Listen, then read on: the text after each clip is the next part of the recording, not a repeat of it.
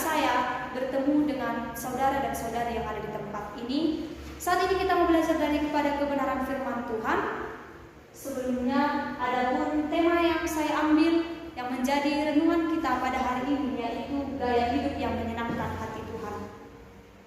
Dapat kita lihat debat ini, gaya hidup yang menyenangkan hati Tuhan. Nah, sering sekali kita mendengar kata-kata atau pendapat yang disampaikan oleh orang tua zaman sekarang.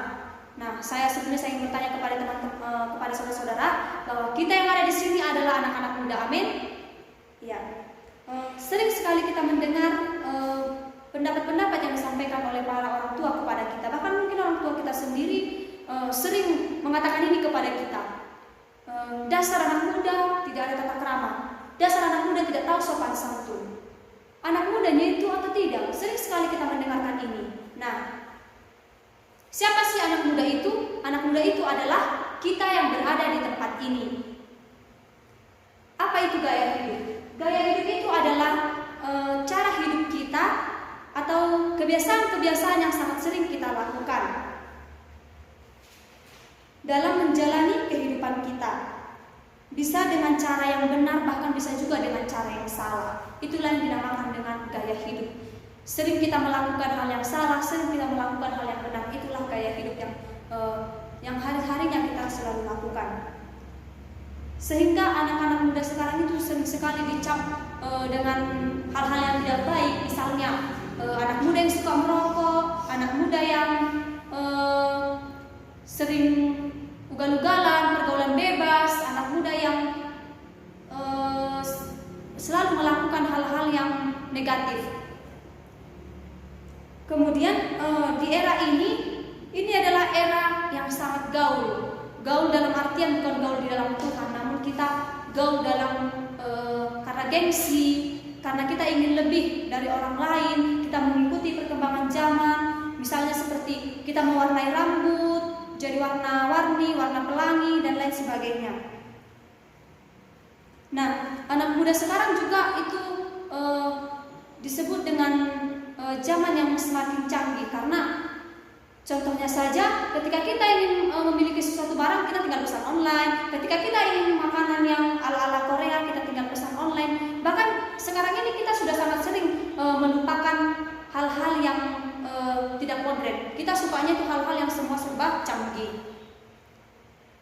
Nah, gaya hidup buruk ini bukan saja sejak zaman ini terjadi, namun gaya hidup ini sudah terjadi sejak zaman perjanjian lama, di mana pada masa perjanjian lama itu orang-orang sudah mulai berpesta pora dan bersenang-senang. Anak muda sekarang ini selalu melaraskan hidupnya dengan tren-tren terbaru.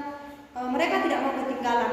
Nah, apa tujuan anak-anak muda sekarang melakukan hal ini? Mereka ingin maju, mereka tidak ingin tertinggal dengan teman-teman yang lain. Mereka gengsi, mereka tidak ingin dikatakan kolot, ketinggalan zaman, sehingga anak-anak muda akan melakukan apa saja supaya mereka itu bisa mendapatkan popularitas di antara teman-temannya dan mendapatkan popularitas di lingkungan sekitarnya.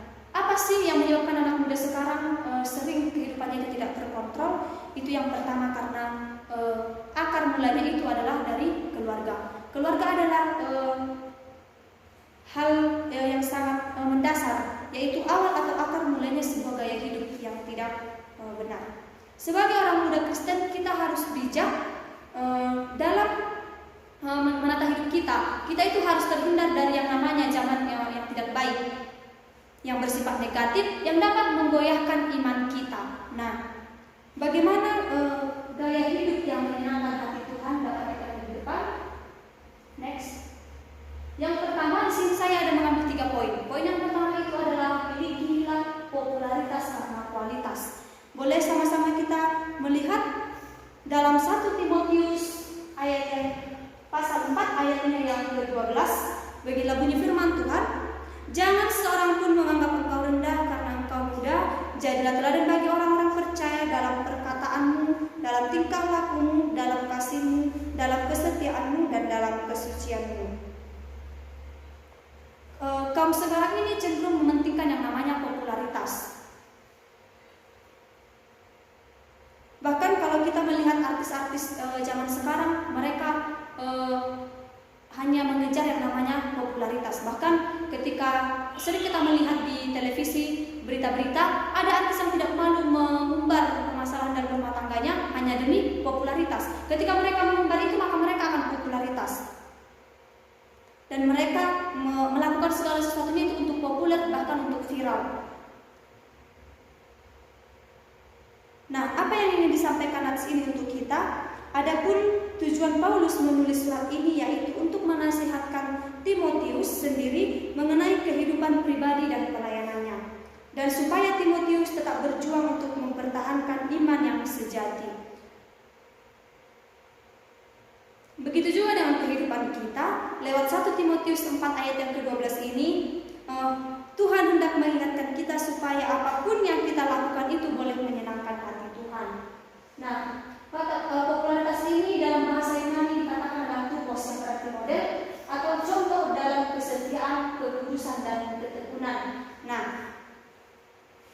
ketika kita ingin popularitas, maka kita harus popularitas karena hal yang positif. Misalnya, kita popularitas dalam sebuah pelayanan itu karena kita memiliki bakat.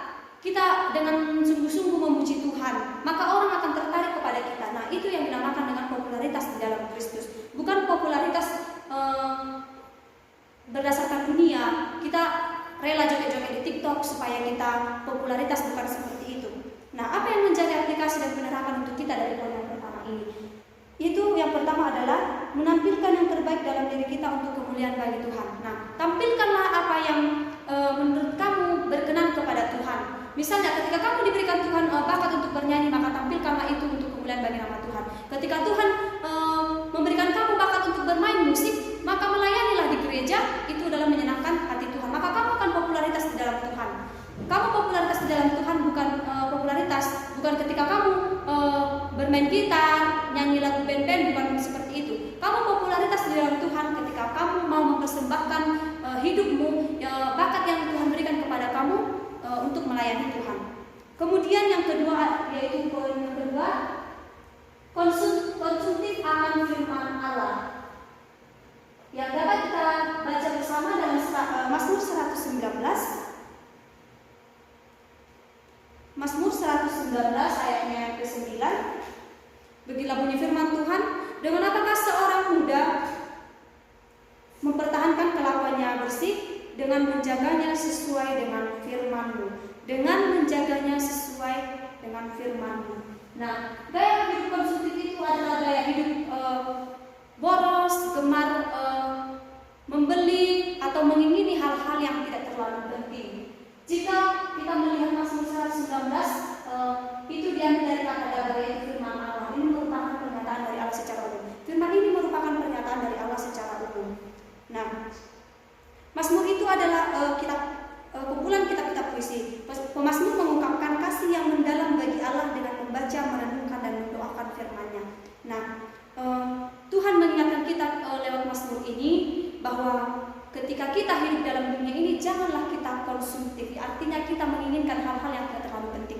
Maka inginkanlah hal yang memang kita butuhkan.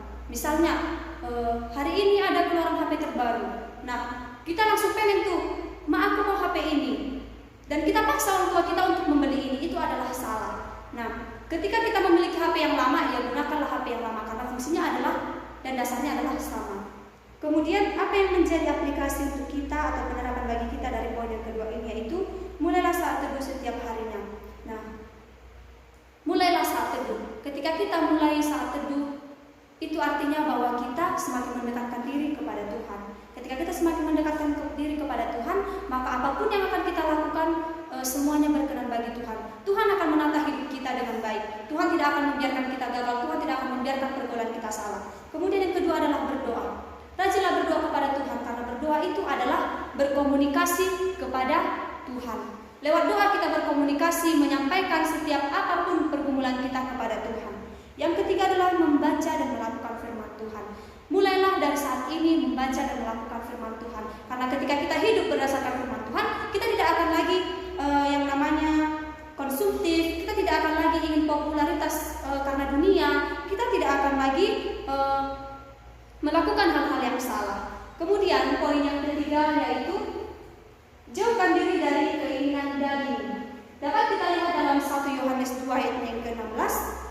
1 Yohanes 2 ayatnya yang ke-16. Beginilah bunyi firman Tuhan, sebab semua yang ada di dalam dunia, yaitu keinginan daging dan keinginan mata serta keangkuhan hidup, bukanlah berasal dari Bapa, melainkan dari dunia. Jauhkan diri dari keinginan daging. Dalam 1 Yohanes 2 ayat 16 ini, dalam bahasa Yunani dikatakan bios yang berarti hidup, tetapi juga cara hidup. Nah, dimaksudkan adalah bagaimana kita hidup dalam kekayaan dan kemewahan. Apa yang mendorong dunia kita hidup dalam kedagingan? Itu adalah seksualitas atau keinginan daging. Dan daya tarik yang timbul atau nampak dari penglihatan mata. Apa yang diinginkan mata kita langsung kita ingin memilikinya. Itu yang dinamakan yang nampak oleh mata. Arti daging di sini dapat kita lihat dalam Galatia 5 ayat yang ke-19. Kita boleh lihat bersama. Galatia 5 ayat yang ke-19 sampai 21. Beginilah bunyi firman Tuhan. Kedengkian, kemabukan, pesta pora, ayat yang ke-19.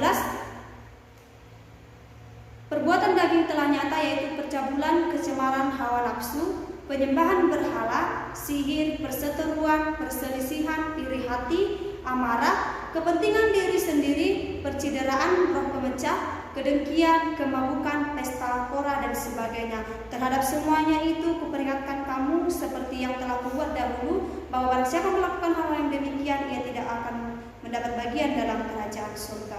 Inilah yang dimaksud daging dalam firman ini. Maksud daging itu adalah ketika kita masih hidup dalam percabulan, kecemaran, hawa nafsu, maka kita masih hidup dalam